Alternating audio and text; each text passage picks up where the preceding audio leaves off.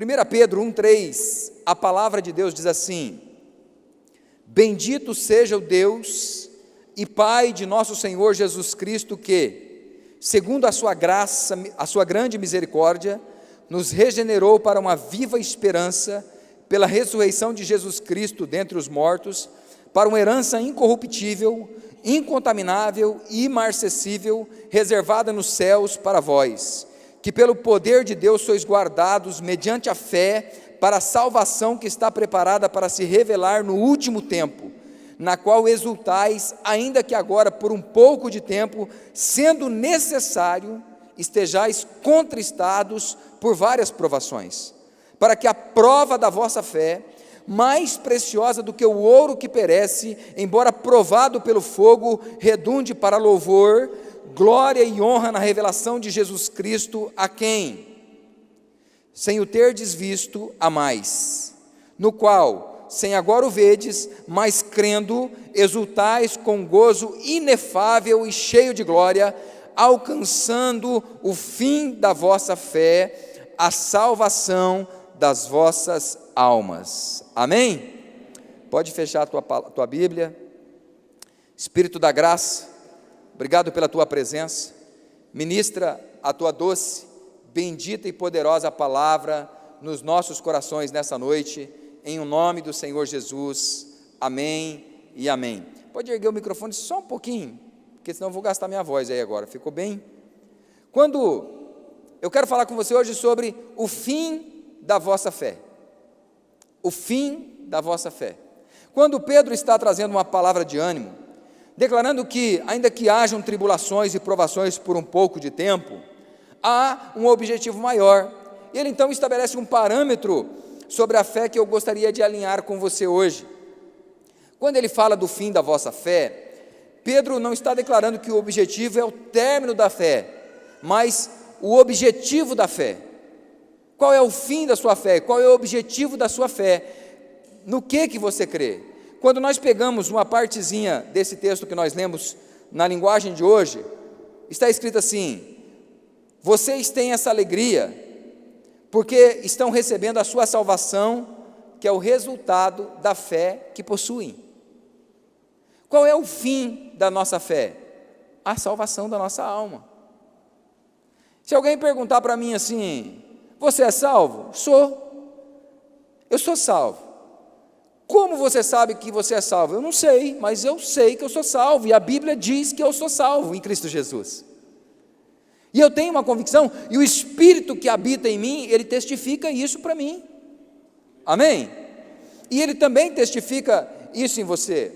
Essa semana a Tânia estava assistindo um filme, O Céu é de Verdade. E uma das pessoas que fazia parte do conselho da igreja declarou para o pastor, só estou parafraseando aqui, ela disse para o pastor assim, o pastor estava tendo uma situação, e ela disse para o pastor: o céu e o inferno é uma invenção da igreja para poder prender as pessoas na igreja. Sabe, queridos, o céu e o inferno é uma realidade espiritual, e o nosso comportamento, ele definirá o local onde nós iremos passar a eternidade. Então não é coisa para se desprezar. Céu e inferno é uma realidade. E qual é o objetivo da sua fé? Porque você crê e continua caminhando, mesmo diante das adversidades. Qual é o objetivo disso? Lutas, tribulações, angústias, dificuldades, choro, você ainda continua caminhando e crendo, porque existe algo maior. Nós não estamos aqui de enfeite. Você não saiu lá da tua casa, tomou um banho, deixou teu conforto, teu descanso para vir para cá por um enfeite.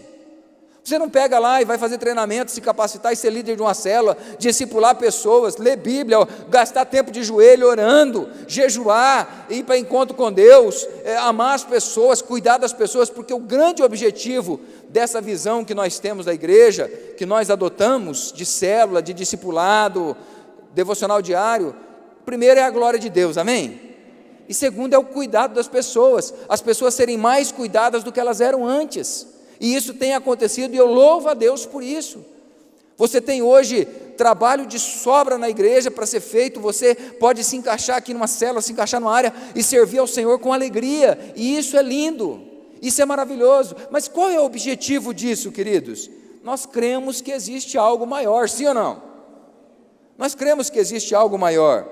Hebreus, no capítulo 6, no verso 4, está escrito assim: como é que as pessoas que abandonaram a fé podem se arrepender de novo? A linguagem de hoje. Elas já estavam na luz de Deus, já haviam experimentado o dom do céu, recebido a sua parte do Espírito Santo, já haviam conhecido por experiência que a palavra de Deus é boa, e tinham experimentado os poderes do mundo que há de vir, mas depois abandonaram a fé. E é impossível levar essas pessoas a se arrependerem de novo, pois estão crucificando outra vez o Filho de Deus e zombando publicamente dele. O autor de Hebreus está dizendo, queridos, que existe um tipo de pessoa que ela conheceu a Deus, ela experimentou a graça, ela foi cheia do Espírito Santo, ela andava na presença de Deus, ela servia a igreja, ela andava com as coisas de Deus, mas alguma coisa aconteceu que levou ela a um nível de desvio da fé, que não tem mais como ela voltar atrás, não tem mais como ela se arrepender, não tem mais como ela voltar a andar com Deus, porque ela voltou a crucificar o Filho de Deus e está zombando publicamente dele. Olha que coisa terrível. E eu vejo, queridos, que muitas pessoas que conheceram a Deus profundamente, intimamente, falaram em línguas, foram batizadas pelo Espírito Santo, hoje decidiram andar longe da presença dEle. De que adiantou?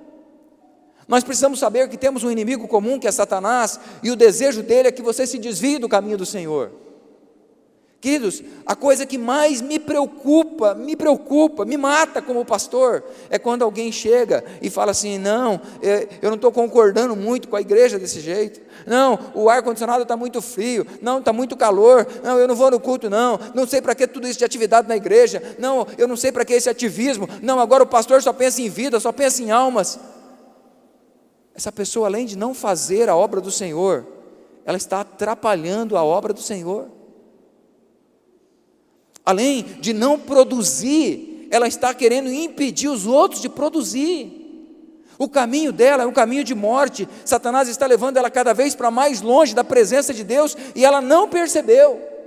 Mas no coração dela, ela tem tanta convicção que ela está certa e que a igreja está errada, que ela decide se afastar das atividades da igreja.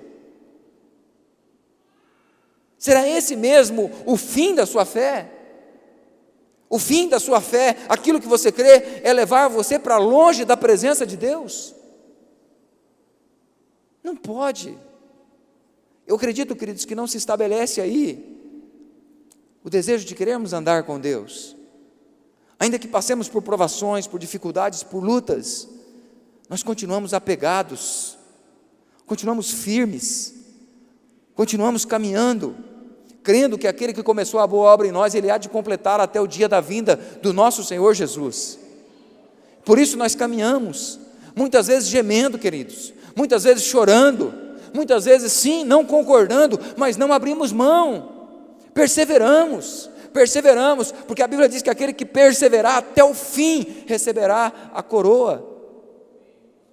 E eu não sei você, mas eu quero a minha coroa, eu quero receber a minha coroa. Então, quando eu falo sobre o fim da vossa fé, pensando nessa palavra de Pedro, eu quero pensar com você algumas coisas. A primeira delas é sobre o Deus Todo-Poderoso. Nós temos o hábito de crer naquilo que nos convém e vivermos de acordo com aquilo que é mais cômodo para nós. Deixa eu explicar para você uma coisa, queridos. Andar com Deus, se estiver confortável para você, alguma coisa está errada.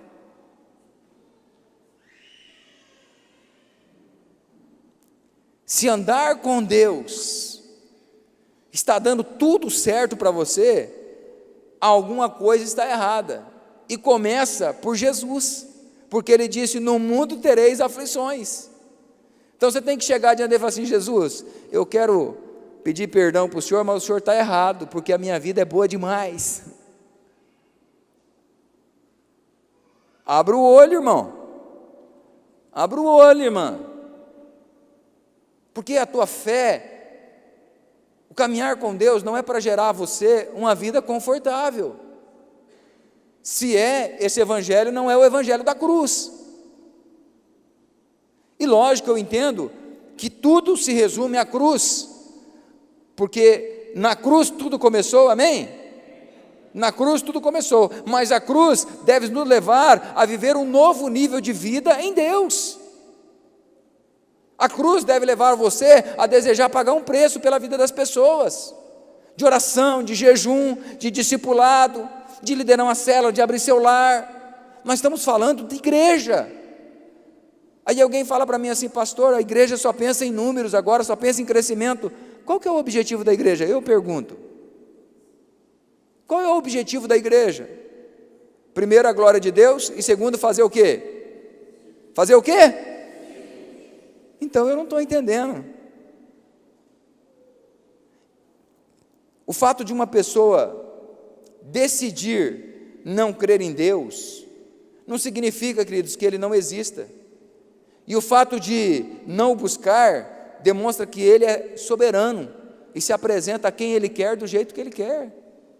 Deus é Deus, e Ele é um Deus todo-poderoso. O profeta Jeremias, no capítulo 5, 21, ele diz: ouvi agora isto, ó povo insensato, e sem entendimento, que tendes olhos e não vedes, que tendes ouvidos e não ouvis, não me temeis a mim, diz o Senhor, não tremeis diante de mim, que pus a areia por limite ao mar, por ordenança eterna que ele não pode passar, ainda que se levantem as suas ondas, não pode prevalecer, ainda que bramem, não a podem transpassar. Mas este povo é de coração obstinado e rebelde, rebelaram-se e foram-se, e não dizem no seu coração: temamos agora ao Senhor nosso Deus, que dá chuva, tanto a temporã como a tardia ao seu tempo, e nos conserva as semanas determinadas da cega. As vossas iniquidades desviaram estas coisas, e os vossos pecados apartaram de vós o bem. Pessoas que não creem em Deus, queridos, você quer crer em Deus? Olha para o mar. Sabe qual foi o muro que ele colocou para parar o mar? A areia. Areia. E ele disse para o mar: daqui você não passa. Ele é Deus. Ele faz o que Ele quer, do jeito que Ele quer. O poder de Deus, queridos, é refletido em sua autoridade soberana sobre tudo que existe e respira. Você vive enquanto Ele quer. Você anda enquanto Ele quer. Nós não conseguiremos surpreender a Deus. Nada que você faça surpreende a Deus. Ele está no controle de todas as coisas. Ele é Deus. Quando Moisés está numa discussão com Deus a respeito do chamado, tentando convencer a Deus que Deus estava errado, que Deus tinha errado, que era uma furada, e ele está falando assim: Deus, envia outro, não envia eu não. Eu sou ruim de fala, eu sou meio gago, eu não sou capacitado, eu não estou pronto, eu não sou bom o suficiente. E ele está falando um monte de coisa, e Deus está ali batalhando com ele, dizendo assim: é você que eu vou usar, é você que eu quero usar você dentro das tuas deficiências, dos teus impedimentos, na sua incapacidade, do jeito que você é, eu quero te usar. E ele então diz uma última, ele faz uma pergunta para Deus e diz assim: Deus, e quando eu chegar lá, e eu for falar para as pessoas, quem foi que me enviou? Eu vou chegar lá e vou dizer o quê? Eles perguntarem: quem foi que enviou você? O que eu digo? Deus falou assim: diga assim, o eu sou me enviou. Eu sou. Deus é, ponto. Deus é, ponto. Ele usa você, quem Ele quer. Então as tuas desculpas não servem para parar Deus. As tuas desculpas não vão impedir Deus de usar você. Agora você pode não querer ser usado por Deus, mas isso não significa que Ele não é o Todo-Poderoso. Amém? Diga comigo: Deus é Todo-Poderoso. A segunda coisa que eu aprendo é a prova da vossa fé. Crer nesse Deus Todo-Poderoso aparentemente não é suficiente. É necessário, queridos, que isso seja provado. É preciso que essa fé seja provada. Quantos aqui creem em Deus? Que Ele é Todo-Poderoso? Amém. Só que isso aí não é suficiente. Quando você fala para Deus assim, Deus, eu creio em Ti, Ele fala, então eu vou provar você para saber se você crê.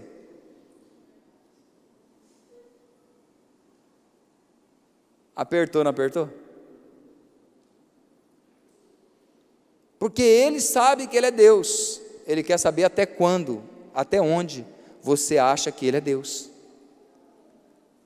Então Ele vai provar você, é necessário que você seja provado, e muitos se embaraçam nisso. O próprio Jesus, queridos, Ele trouxe uma explicação na parábola do semeador, lá em Mateus 13:18, Ele diz, ouvi, pois, vós a parábola do semeador, a todo que ouve a palavra do reino e não entende, vem o maligno e arrebata o que lhe foi semeado no coração. Toda pessoa que decide crer em Deus, a palavra é semeada na onde? No coração. Diga comigo, todo problema de desvio da fé é um problema do coração. A aprovação, queridos, ela está baseada no coração. E ao meu ver, muitos não entendem isso. Então, para trazer uma compreensão a isso, eu quero tomar com vocês como base uma aliança. Pensa comigo numa aliança. Uma aliança, para ser feita, ela precisa de 3 componentes. Ela precisa de testemunhas, ela precisa do compromisso, dos votos, daquilo que vai ser feito, e ela precisa de um elemento que testifique, que confirme que essa aliança foi feita. Então, por exemplo, quando um casal casa, tem as testemunhas, tem os votos e tem os anéis, que nós chamamos de aliança.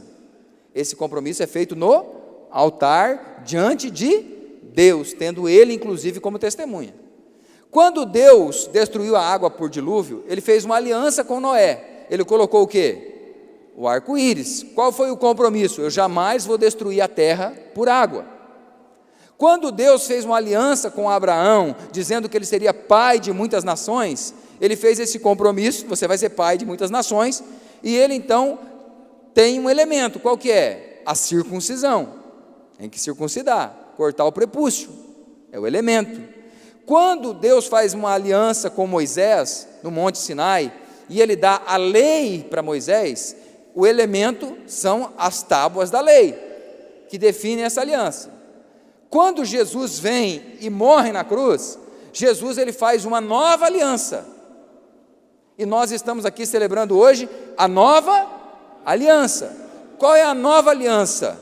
Em Cristo Jesus nós temos livre acesso a Deus, amém? E qual é o elemento dessa aliança? O pão e o vinho. Ficou claro? Maravilha, que bom que ficou claro. Então, quando nós falamos de um casamento, essa aliança do casamento, ela só é quebrada em 2 momentos.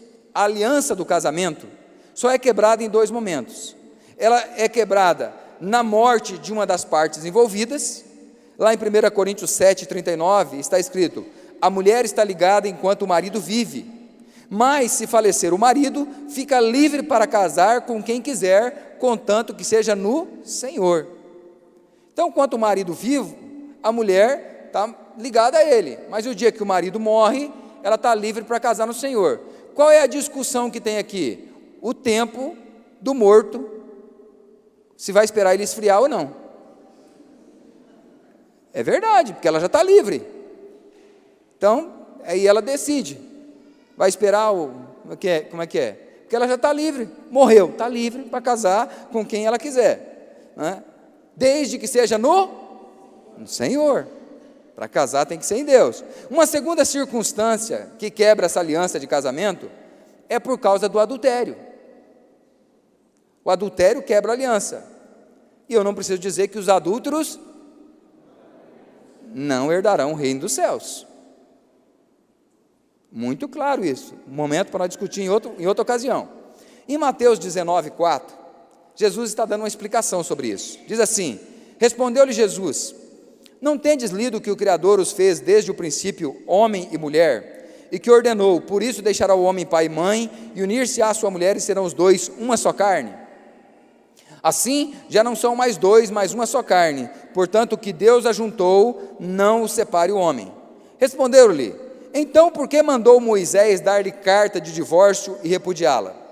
Disse-lhes ele: por causa da dureza do vosso coração, Moisés vos permitiu repudiar vossas mulheres, mas não foi assim desde o princípio. Eu vos digo, porém, que qualquer que repudiar a sua mulher, a não ser por causa da infidelidade, e casar com outra, comete adultério, e o que casar com a repudiada também comete adultério. Disseram-lhe então os discípulos: se tal é a condição do homem relativamente à mulher, não convém casar. Então é melhor não casar, porque se só pode separar em caso de adultério, é melhor não casar, porque se adulterar arrumou um problema eterno, porque não vai para a eternidade. Os discípulos chegaram a uma conclusão simples, queridos: se você não consegue alinhar a aliança para continuar e honrar a palavra que você deu no altar, é melhor não casar. E tem muito cristão que ele acha que ele pode simplesmente separar. Não, eu vou separar porque eu não estou feliz nessa relação. Eu vou separar porque não está bom assim. Eu vou separar porque nós temos incompatibilidade de gênio. Eu vou separar porque eu achei uma outra pessoa melhor que essa. Eu vou separar porque eu já não concordo com o temperamento dela. E uma quebra de aliança não parte a partir desse princípio. Ela não funciona assim. Então, qual é o segredo? O segredo é você estar disposto a perdoar. Porque uma pessoa que quer quebrar a aliança do casamento, por qualquer outro motivo que não seja a morte ou o divórcio, é porque ela não está disposta a perdoar. E se ela não está disposta a perdoar, o problema é de dureza do coração. O coração dela está endurecido. Foi o que Jesus falou. Então, uma pessoa que sai da igreja, que se desvia do caminho do Senhor, ao invés de decidir perdoar, consertar e andar com Deus, o problema dela é quê? De coração. Ela quer quebrar a aliança, porque o coração dela está endurecido. E aí o que fazer então, pastor? Diga comigo: trocar o coração.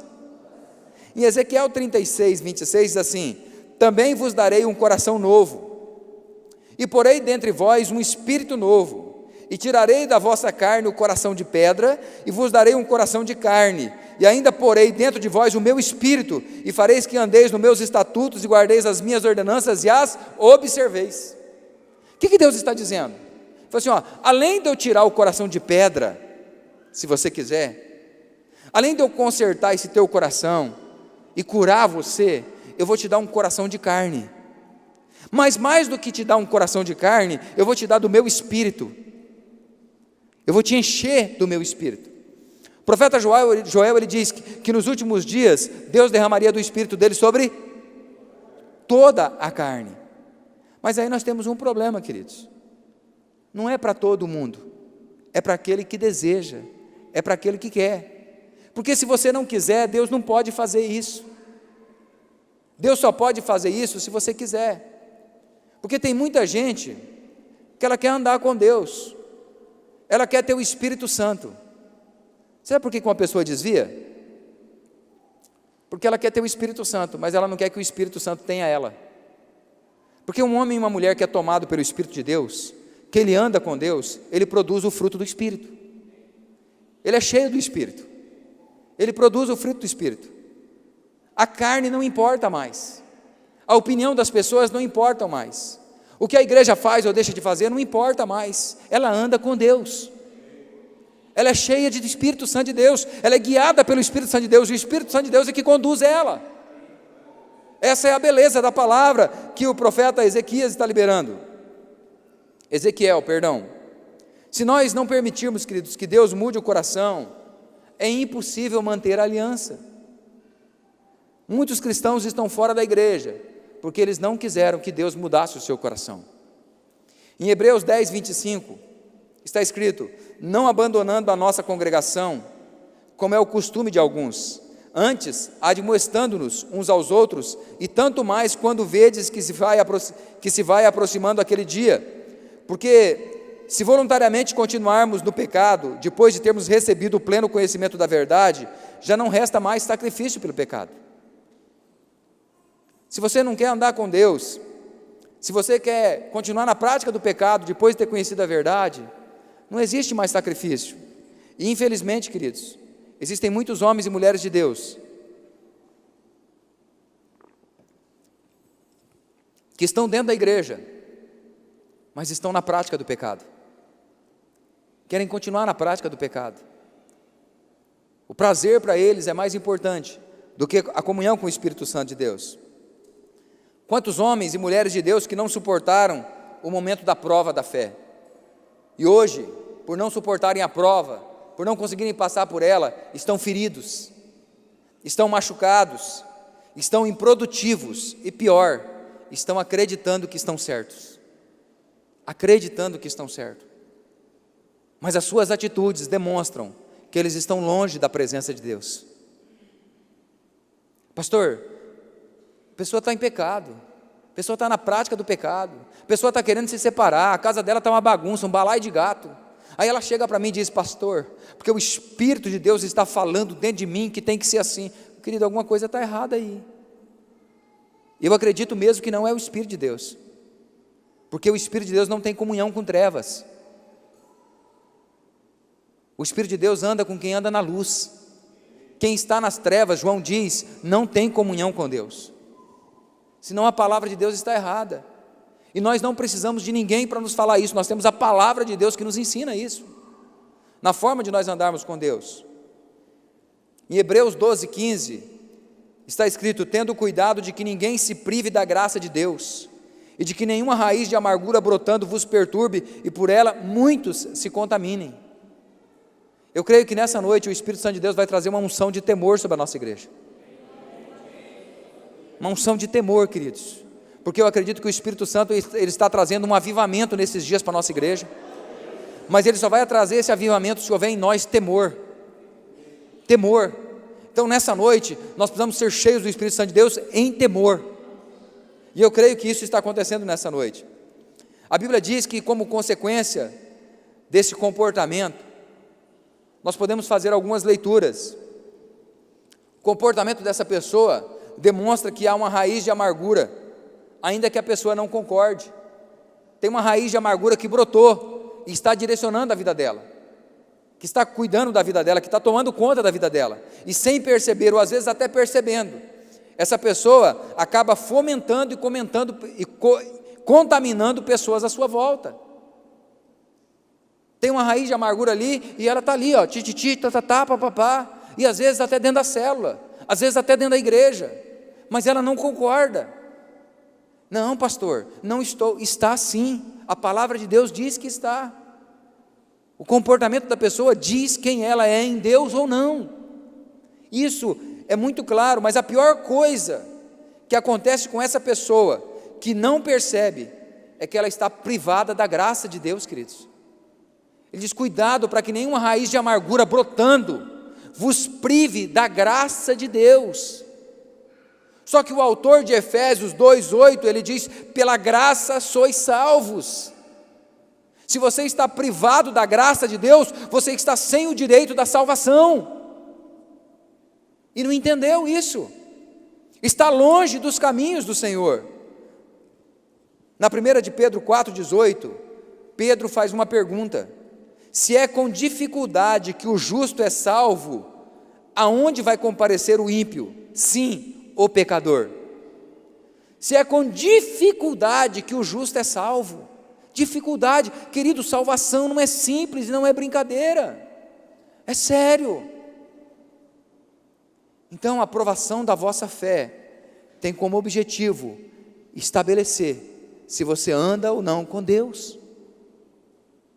E por último, para nós encerrarmos e celebrarmos a ceia do Senhor, o último estágio que eu aprendo nessa palavra de Pedro é o fim da vossa fé, o objetivo da vossa fé. Eu pergunto a você: tem sentido você andar com Deus,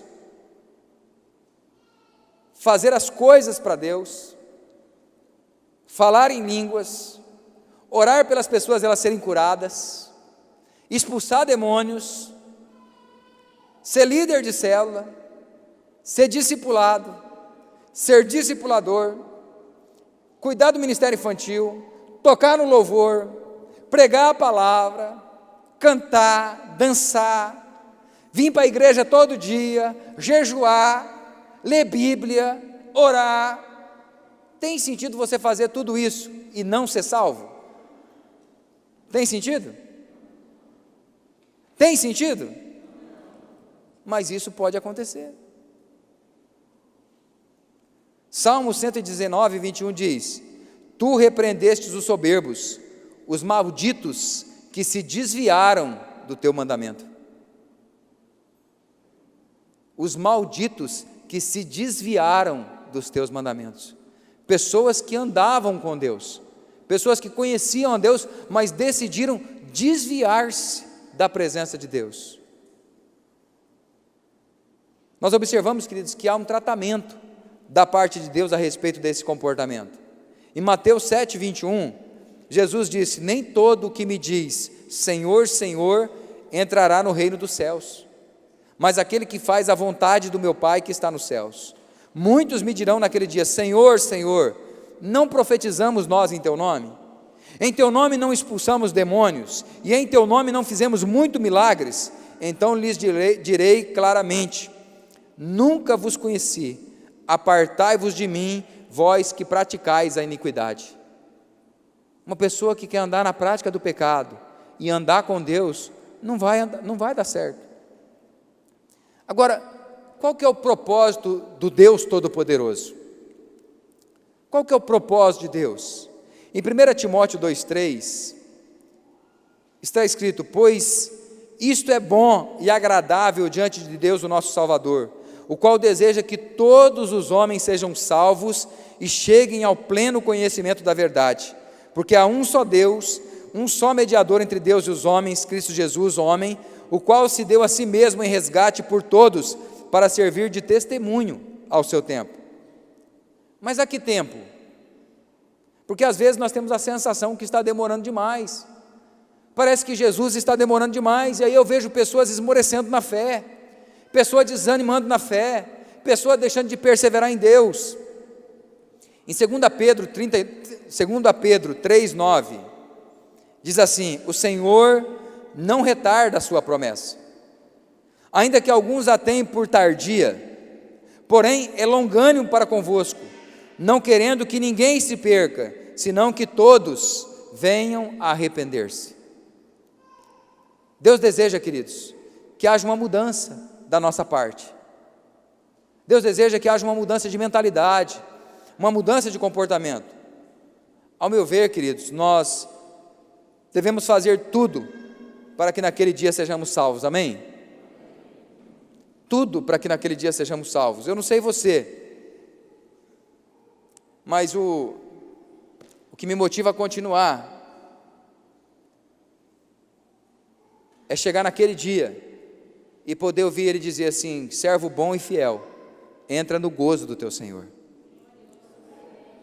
Isso me motiva a continuar todos os dias, queridos. Isso me motiva a não odiar as pessoas, nem aquelas que falam mal de mim. E acreditem, tem pessoas que falam mal de mim. E acreditem, tem ovelhas minhas que falam mal de mim. É verdade. Sério, pastor, sério. E você as odeia? Não, eu amo. Porque o meu objetivo é o céu. O fim da minha fé é a salvação da minha alma. Você não vai acreditar. Você não vai acreditar. Tem pessoas que falam mal de você. Você não vai acreditar. São amigas suas. Frequenta a célula com você. Vou mais longe. Você não vai acreditar. Tem alguns aqui, que aquela pessoa que dorme com você fala mal de você. Quando ela está conversando com os outros, ela fala mal de você. Você acredita nisso? Você vai desanimar por causa disso? Você vai perder a tua fé por causa disso? Você vai perder a tua salvação por causa disso? Você vai deixar de ser líder de célula por causa disso? De abrir o teu lar para receber, de discipular, de amar as pessoas, de ir, de pregar o evangelho, de cuidar. Jesus, eu estou aqui, eu não quero nem saber. Eu quero andar na tua presença. Eu quero ser cheio de Deus. Querido, se alguém quer falar mal de mim ou de você, que fale. Nós não dependemos dessa pessoa para ir para o céu, nós dependemos de Jesus de Nazaré. Essa pessoa não é mais importante do que aquele que morreu na cruz por você. Para de dar valor a coisas que não têm valor. Decida andar com Deus. Decida dizer não para o pecado. Decida dizer não para os prazeres do mundo, para os prazeres da carne. Decida voltar para o caminho do Senhor. Decida ser produtivo na casa do Pai. Decida dizer para o Pai assim: Pai, eu estou aqui porque eu quero ser produtivo, porque eu quero crescer na graça. Eu não quero ser privado da graça, eu quero crescer na graça. Eu quero caminhar cada dia, sendo melhor e não pior. Eu quero cada dia ser mais produtivo, mais cheio do Espírito Santo. Eu quero a cada dia ser um homem e uma mulher que ri, que brinca, que é fácil de ser amada, que é agradável. Agradável. Amém? Esse é o fim da nossa fé, a salvação da nossa alma. O Deus Todo-Poderoso que nós servimos tem como objetivo salvar eu e você, mas Ele vai provar a nossa fé, e é na provação e na perseverança que você vai conquistar esse direito. Amém? Amém? Não deixa Satanás roubar isso de você não. Não deixa Satanás roubar isso de você não. Lógico que quando nós falamos de pessoas que não têm mais como ser restauradas, que a Bíblia diz, são pessoas que não querem mais andar com Deus, são pessoas que apostataram da fé. Se você está aqui, presta atenção, se você está aqui, mas entendeu que essa palavra é para você, é porque Deus quer mudar o teu coração, é porque para nós tem jeito, amém? Porque Ele é misericordioso, Ele é amoroso. E eu creio, querido, que aquele que está lá fora, desviado, que aquele que está lá longe da graça do Senhor, Deus quer nos usar como instrumento para ir até Ele, alcançar Ele, trazer Ele de volta. Tem um lugar para Ele aqui, amém? Tem um lugar para ela aqui, amém? Nós vamos ganhar Itaberaí para o Senhor Jesus. Vamos ficar de pé, nós vamos celebrar a ceia do Senhor.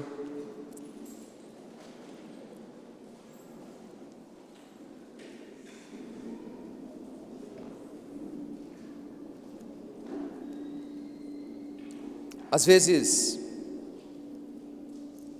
a pessoa está aqui na igreja e ela está dizendo assim: pastor, eu não vou cear hoje, porque eu estou em pecado. Pastor, eu não vou cear porque eu estou em pecado. Peça perdão agora. Faz um concerto com Deus. Deixa Deus mudar a tua história. Antes de nós orarmos, bem racional, celebrando a ceia do Senhor, existe alguma pessoa no nosso meio que está desviada do caminho do Senhor e quer voltar nessa noite? Erga a sua mão que eu quero orar com você. Deus quer resgatar você, quer trazer você de volta. A igreja já está orando. Quem é essa pessoa?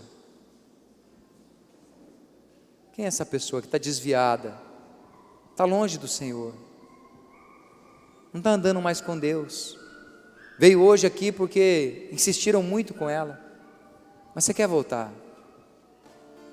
Quem é que está no nosso meio que nunca aceitou Jesus publicamente como Senhor da sua vida e quer fazer essa aliança nessa noite com Ele? Erga a sua mão, eu quero orar com você. Amém, glória a Deus, vamos aplaudir Jesus.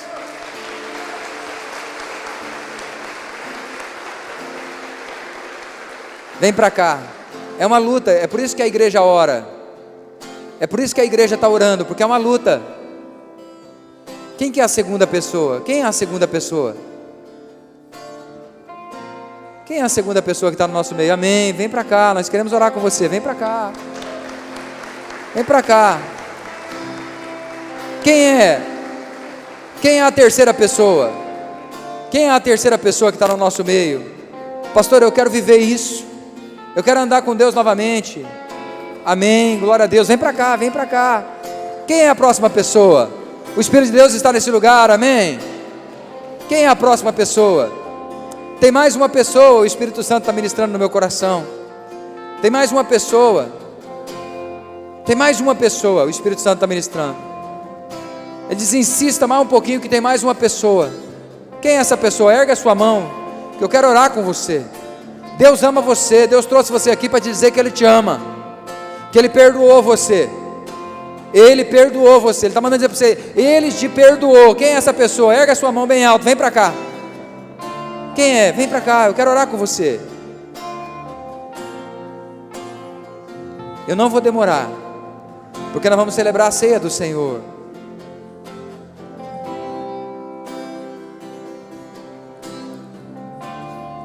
Quero que vocês coloquem a mão no coração. Ainda dá tempo. Ainda dá tempo. Coloque a mão no coração e diga: Senhor Jesus. Diga: Senhor Jesus, nesta noite eu estou voltando aos teus braços. Eu te amo. Tu és a razão do meu viver. E a partir de hoje, nunca mais eu quero me separar da tua presença. Vamos aplaudir o Senhor Jesus.